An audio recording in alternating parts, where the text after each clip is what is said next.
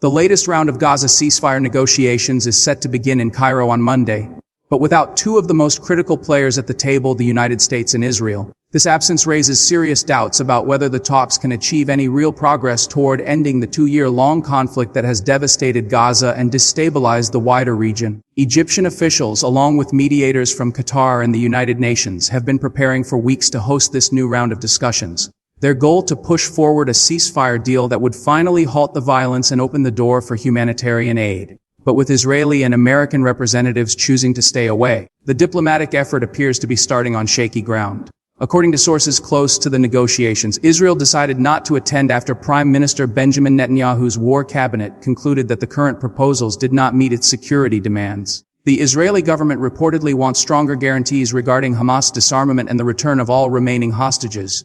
At the same time, the United States, which has played a key role in previous mediation efforts, announced it will not send a delegation to Cairo either, though American officials said they will stay in close contact with Egyptian and Qatari intermediaries. For many observers, this move signals growing frustration in Washington. Despite months of back-and-forth diplomacy, the Biden administration has struggled to convince both Israel and Hamas to agree on even the most basic terms of a ceasefire. Analysts say the U.S. decision to sit this round out could be a tactical step, letting regional powers take the lead, or a sign that patience in Washington is wearing thin. Meanwhile, on the ground in Gaza, the situation continues to deteriorate. Over 67,000 Palestinians have now been killed since the start of the war, according to local health authorities. Entire neighborhoods lie in ruins, power and water systems have collapsed, and medical supplies are running dangerously low. Humanitarian organizations warn that if a ceasefire isn't reached soon, Gaza could face an even deeper catastrophe. In the absence of U.S. and Israeli delegates, Hamas representatives are still expected to attend the Cairo talks. They say they are open to discussing a temporary ceasefire, but only if it includes concrete guarantees for aid delivery, the withdrawal of Israeli forces, and international supervision of reconstruction efforts. Hamas officials also claim that Israel's refusal to participate shows that it is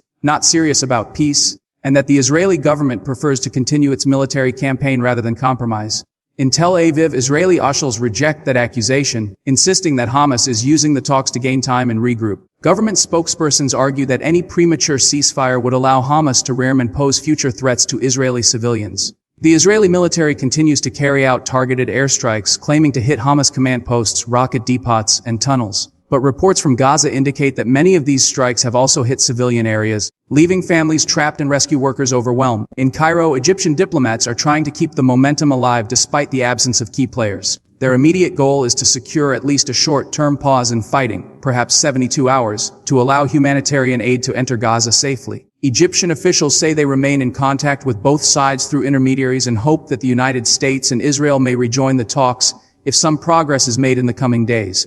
Regional analysts say this round of negotiations could determine the next phase of the war. If Egypt and Qatar can broker even a temporary truce, it might open the door to broader discussions later on. But if these talks fail, the conflict could enter yet another prolonged and deadlier stage. The absence of American diplomats also raises broader questions about Washington's influence in the region. For decades, the U.S. has been the central power broker in Israeli-Palestinian negotiations. But in recent months, that influence seems to be fading, as countries like Egypt, Qatar, and even Turkey play more active roles in trying to mediate. Public sentiment across the region remains tense. In Arab capitals, protests have erupted again, demanding stronger action to end the war and calling on their governments to cut ties with Israel. Meanwhile, inside Israel, divisions are growing. Some citizens support Netanyahu's hardline stance, while others, including families of hostages, are calling for compromise, even if it means halting military operations. Back in Washington, officials maintain that the U.S. remains fully engaged behind the scenes, but the optics of skipping such a critical round of talks are hard to ignore. Critics say it sends a message that the U.S. is stepping back at a time when its leadership is needed most.